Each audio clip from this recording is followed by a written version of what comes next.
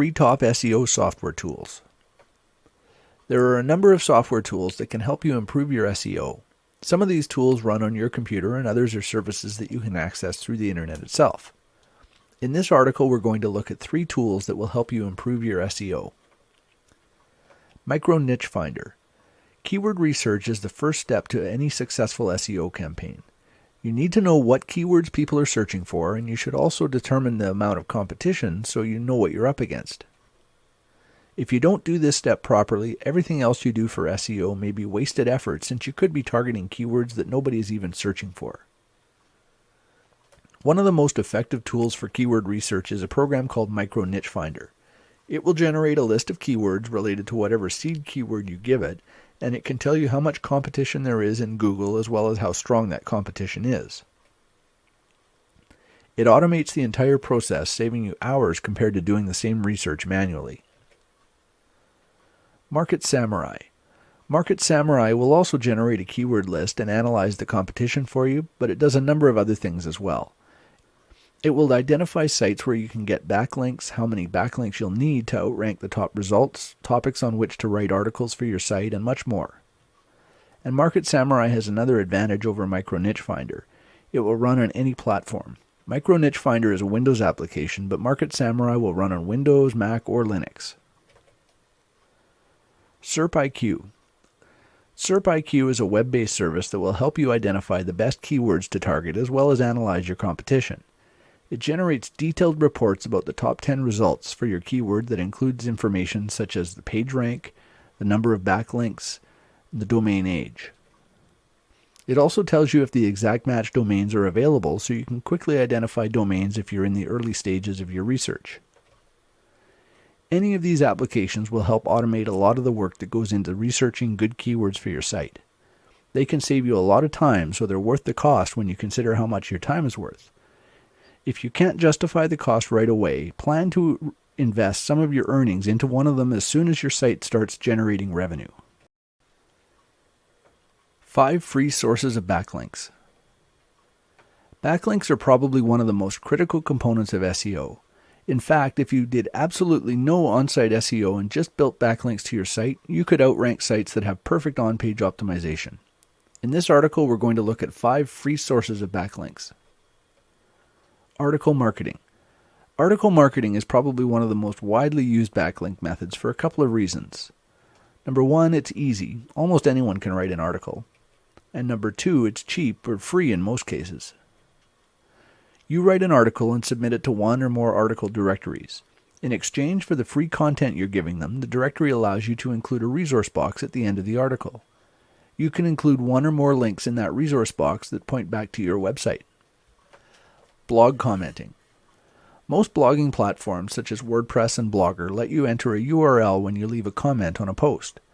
Your name generally gets linked to that URL, so every time you leave a comment, you create a link back to your website. The secret to building links this way is to leave valuable comments, not just useless things like, "Hey, great post." Social bookmarking. Social bookmarking on sites like delicious.com and clipmarks.com let you add bookmarks to your favorite web pages so you can come back to them later. But those bookmarks also create backlinks from the bookmarking site to yours, so this is a good way to generate more backlinks. Free hosting. Free hosting sites like WordPress.com and Squidoo.com let you build pages about virtually any topic.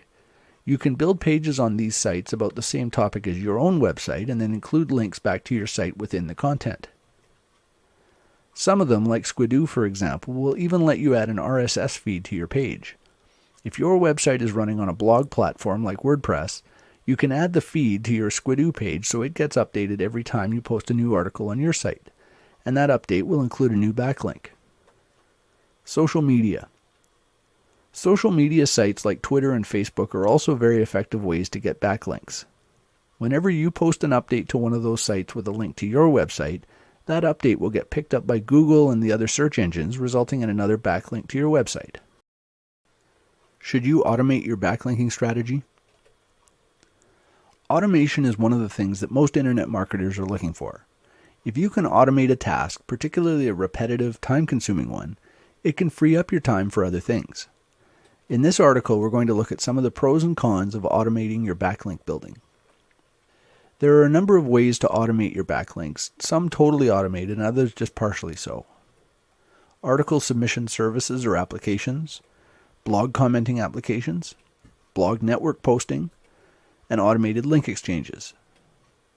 By automating these things, you can generate backlinks on an ongoing basis without having to constantly go searching for new places to link from. The biggest drawback to these automated services is the fact that they tend to generate links from places that aren't necessarily all that valuable. Take blog networks, for example. There are a number of services, both free and paid, that have a number of blogs where you can post with backlinks to your site. Some of them will take one article you submit and post it to multiple sites, sometimes even spinning the article in the process. But many of the sites it gets posted to may have little or no value. They're often set up purely to accept these free articles, and they have no page rank and may not even be fully indexed in the search engines. Those type of links really don't give you much value. In most cases, you can choose any two of these three things: low cost, easy, and high quality. High quality links that are easy to build will cost you more money. Easy to build links that don't cost much won't be very high quality, and high quality links that don't cost much will be harder to build. Automated backlink building is often best used as one part of a larger strategy. You should continue building higher quality backlinks even though they take more time and effort, and use the automated services to supplement those links. You can even use the automated backlinking methods to build links to the pages where you're manually building links. For example, if you used article marketing as one backlinking strategy, use the automated systems to build links to your articles once they go live on the article directories. This will help increase the value of the links that point from your articles back to your own website. How to make the most of your article marketing. Article marketing is a great way to build backlinks, but simply submitting articles to the directories and sitting back waiting for the traffic to start flowing doesn't work like it used to. In this article, we're going to look at some strategies for maximizing your results from article marketing. First, the landscape of article marketing has changed quite a bit over the last few months. Google's Panda update hit most of the article directories pretty hard, and they've really clamped down on their quality requirements as a result. 250 to 300 word articles that are really just reworked content from other places just won't cut it anymore. You need to write longer articles, 500 plus words, and they need to be just as high quality as what you would put on your own websites. This goes beyond the minimum requirements for most article directories, but look at it this way. You could get by with the bare minimum, but if Google does another big update that spooks the article sites into tightening their requirements even further, those bare minimum articles might suddenly be not good enough and get removed from the site. Wouldn't you rather put a little extra effort into writing articles that will stand the test of time? Another way to get more out of your articles is to build backlinks to your articles once they go live on the article directories. Most people just submit an article and move on to the next one, so if you're building links to those articles, you're going to outrank most of your competitors. And the backlinks that you include in those articles will be more powerful since the article will be getting some backlink juice as well. That extra link juice will trickle down to your own website over time. And finally, treat your articles as a source of direct traffic as well as a source of backlinks. Include a good call to action in your resource box to get people to click through to your website. You'll still get links to your website, but you'll also get some direct traffic from people who find your articles on the article sites. This direct traffic can come pretty quickly too, so it can help get your site moving while you wait for the links to have an effect on your rankings in Google and the other search engines. How to maximize SEO without turning away human visitors. SEO is all about the search engines, structuring your pages and links to get the most value in the eyes of the search engine algorithms. But getting high rankings is only half the process. Once you get ranked, it's real humans who visit your site. If you over-optimize your site, you can wind up with something that doesn't really help those visitors. In this article, we're going to look at some ways that you can accomplish both. The first thing to remember is that ultimately your site needs to be valuable to human visitors. The search engine spiders aren't going to make you any money, real people are. That means you need to be sure that the content is useful to the people who land on your site. If your pages are stuffed full of keywords and the content is barely readable, people aren't going to stick around for very long. They'll just go back and find another site that provides more value. Always write with real visitors in mind. Yes, you should optimize your pages for their primary keywords, but never at the expense of readability. Generally, you don't want to go any higher than 2% keyword density. That means you should use your keyword no more than twice for every 100 words of content, and maybe only once. Another factor in convincing people to visit your site is your title and meta description tags. The title tag is one of the most powerful parts of your page as far as SEO is concerned, so you definitely want to include your keyword in it. But most of the search engines also use that title tag as the title of your page in the search results, and they often use the meta description tag as the snippet of content that gets displayed in the search results. So make sure your title and description have a good call to action to convince searchers to click through. If your title and description tags are well written, you can often get more clicks in the second or third position in the search results than a site ranked at number 1 but with a poor title and/or description tag. And getting more clicks in the search results could ultimately help your site outrank the top results, since it's quite possible that the search engine algorithms take this factor into account. How to optimize WordPress for the best SEO results.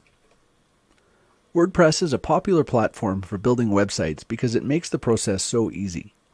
WordPress handles all the formatting and layout of your site so you can focus on the content. But the default setup isn't very well optimized for the search engines. In this article, we're going to discuss some ways to improve the SEO on your WordPress-based sites. Privacy settings. The first thing you should do is check the privacy settings in the WordPress admin dashboard. You can choose whether or not to make the site visible to the search engines. If the wrong option is set, your site won't be indexed or ranked. The default setting is to make the site visible to the search engines, but it's still a good idea to double check. If this isn't set right, nothing else we're going to cover will matter. Permalinks. The next change you should make is to the permalink structure. By default, WordPress uses a pretty unfriendly URL structure. Your posts and pages will show up as something like www.mydomain.com/?ID equals and then some number. There's no keywords included in the URL, and there's some debate about how effective the search engines are at even indexing sites with these type of URLs. Instead, you should change the permalink structure to include keywords. You can make this change in the permalink setting page and set it to something like what's shown on the screen here. This will use the title of your post as the URL for the page. For example, if your post title is My First Post, the URL would be mydomain.com/myfirstpost. This will ensure that you get the keywords in your URL, assuming that you use them in the post title. SEO plugins. Another important step to improving the SEO on your site is installing an SEO WordPress plugin. There are several of them available, but the most commonly used plugin is called All-in-One SEO. This plugin will optimize the HTML tags on each page, title tag, meta tags, and so on, using the post title and the content of the post itself. You can override these settings manually if you want to really optimize each page, but even the default settings are a huge improvement over the default setup for WordPress.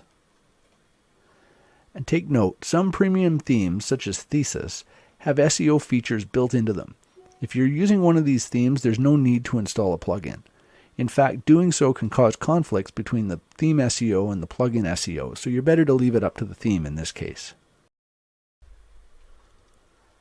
Getting the most SEO bang for your buck from your content. There's a common saying in internet marketing, content is king. This means that good content is ultimately the most important thing, since without it you're going to be hard-pressed to convince your visitors to take whatever action it is you want them to take once they reach your site. In this article, we're going to look at some ways that you can get more leverage from your content. Let's face it, creating content can be challenging. Whether you're writing articles, making videos, designing images, or creating any other type of content, you're probably going to be faced with writer's block at some point or another. One way to minimize this problem is to get more mileage out of the content you already have. There are a number of ways you can do this. Repurposing content. One of the most effective ways to stretch your content is to repurpose it into different formats. If you have an article on your website, you could record an audio version or create a video with a PowerPoint presentation. The content's the same, but because you have multiple formats, you can post them in different places such as YouTube or iTunes to get more exposure. These repurposed versions can also link back to your website, which can help with SEO as well. Rewriting content. If you use article marketing or free hosting as a backlink strategy, you have to write even more content. Rewriting content that you've already created is a good way to simplify this process. It still takes some time and effort, but because you're not having to come up with completely new ideas for content, it can be a lot easier. This is especially true if you're working in a niche that you're not necessarily all that familiar with yourself. Spinning content. Article spinners will take a seed article and spin it into multiple versions. This is similar to rewriting an article, but you can generate any number of versions this way. Spinning has a bit of a mixed reputation. Some people swear by it and some others swear at it. But the fact is, it works well if you take the time to create a good seed article.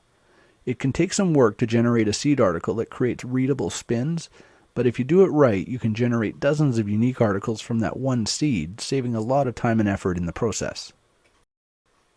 Is Google the only search engine that matters? When people talk about SEO and natural search traffic, they're generally referring to Google.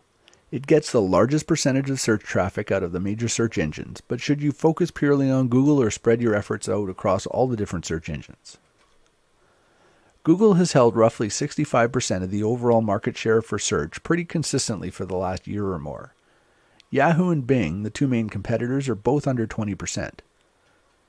On the surface, this would indicate that you should focus on Google for your search traffic. Those numbers don't tell the whole story, however. The search market share can vary from one market to another. It's not a hard and fast rule, but in general, Google tends to be used by searchers who are more tech savvy. So in markets that have more technical users, Google's market share can be high, even higher than the overall numbers. But in less technical markets, Bing and Yahoo often have higher shares than they do overall.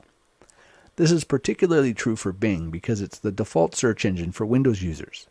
There are a lot of people who just use whatever's included by default, so they use Bing. Another factor that you should consider is that putting all your eggs in one basket is never a good idea. Google is notoriously fickle when it comes to changing things, and even if your site is ranking well today, there's no guarantee it will continue. One little change in Google's algorithm could cause your rankings to plunge. If you focus on Bing and Yahoo to some degree at least, you'll have alternative sources of traffic if that ever happens. It's also important to consider some of the changes that have happened on the internet over the last couple of years. Sites like Facebook and Twitter have become extremely popular, and many people spend a large percentage of their time on them, particularly on Facebook. While these sites aren't search engines, they can still be very effective for driving traffic to your websites. And because they're harder to game due to their social nature, they're being used as a ranking factor by the search engines. By focusing some of your efforts on these sites, you can get the benefits in Google and other search engines while still diversifying your traffic strategy somewhat. Is article spinning an effective SEO strategy? Article spinning is the process of rewriting an article on a large scale. You go through your seed article and mark it up with synonyms and rewritten sentences. Then the spinner software generates any number of unique versions from that seed article.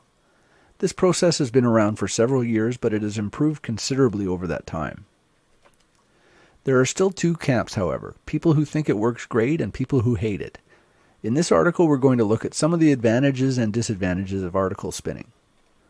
The main reason people like article spinning is because it makes it possible to generate dozens or even hundreds of somewhat unique articles from a single seed article. How effective and how unique those spins are really comes down to how much time and effort you put into creating the seed article in the first place. If you use an article spinner application that automates the process, you'll tend to get mediocre results. If you spin your seed article manually, on the other hand, and really put some effort into creating multiple versions that are all readable when spun, you can get articles that are all quite unique and still perfectly acceptable quality. Let's say it takes you 2 hours to do a really thorough spin on a 400-word article. That means you create multiple versions of sentences as well as individual words and nest them effectively so when you generate a spun version there are enough options that it can be quite unique. You might think that 2 hours is a lot of time to spend on it, but the fact is you can probably generate several dozen really unique articles from that one seed. How long would it take you to write or even rewrite that many articles? Once you have those unique spins, you can use them for various things. Posting on sites like Squidoo and Hub Pages, submitting to second-tier article directories, posting to blog networks, or sending out through article submission services or software. These will all create multiple backlinks to your website, all from a single seed article. If you do this on a regular basis, even once or twice a month, you can have enough content to generate new backlinks to your site for quite some time. SEO versus conversions. Search engine optimization, or SEO, is all about getting your site ranked higher in the search engines, especially Google. There are various strategies that can help you rank higher, both on-site and off-site. But no matter how high your site ranks and how much traffic you get from the search engines, you're going to need to convert those visitors if you want to generate any revenue with your site. And by convert those visitors, we mean convince them to take whatever action it is you want them to take. Clicking on an ad, signing up for your email list, liking your page on Facebook, or buying your product, and so on.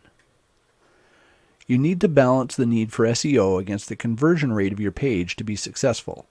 That means optimizing the visitor experience as well as the SEO of your pages. Don't overuse keywords on your page to the point of making it unreadable for real visitors. Keyword stuffing is one of the most common mistakes people make, and frankly, it isn't necessary anyway. Years ago, when the search engines were still relatively new, whatever site used a keyword the most times often ranked the highest, but those days are long gone. It's also a good idea to include things that make your site more sticky, like video and audio content. A sticky site simply means your visitors stay longer, and these types of content will help. The search engines can identify when someone clicks on your site and then goes back and clicks on a different one. If that happens too much, it's quite likely that it will impact your ranking, and not in a good way. So adding things that keep people engaged can ultimately help both your conversions and your SEO. You can also look at the conversion process as a multi-step strategy. The page that your visitors land on when they click on your site in the search results could be the first step in the process, perhaps convincing them to opt into your email list or click through to another page on your site. Once you get them beyond the initial page, you can focus much more on the conversion aspect and less on SEO, since it doesn't matter how high those pages rank or if they do at all. The only page that needs to rank highly is the landing page they hit when they first click through.